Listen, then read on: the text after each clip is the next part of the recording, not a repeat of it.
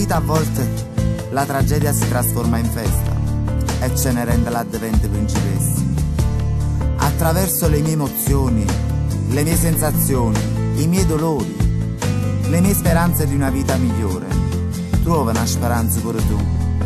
E tu, e tu.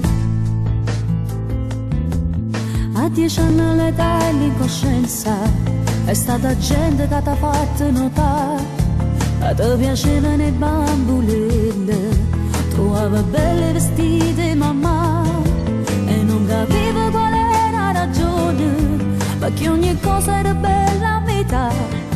Chiedevi a Dio perché il tuo corpo non si incastrava come te pensare.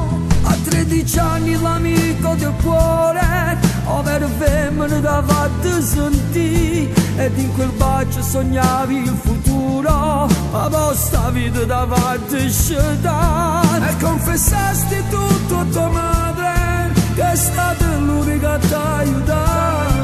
A 18 anni la vita di strada, l'unica strada per camminare.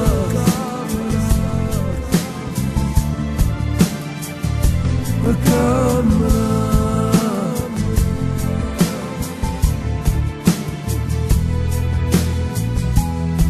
E sorridevi coprendo una lacrima a chi comprava il suo tempo con te. È assurdo, il mondo non ti accettava, ma ti cercava per se fa accettare.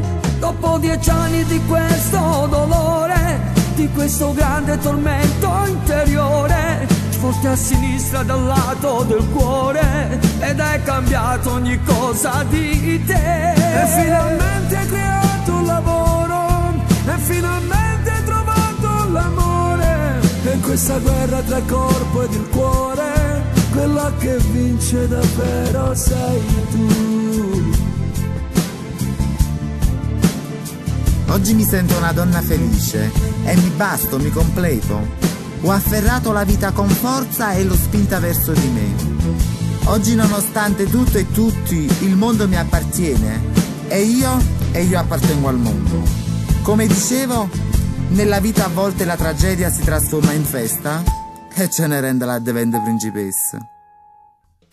Dopo 10 anni di questo dolore, di questo grande tormento interiore, forte a sinistra dal lato del cuore, ed hai cambiato ogni cosa di te. Dopo 10 anni di questo dolore, di questo grande tormento interiore, forte a sinistra dal lato del cuore, ed hai cambiato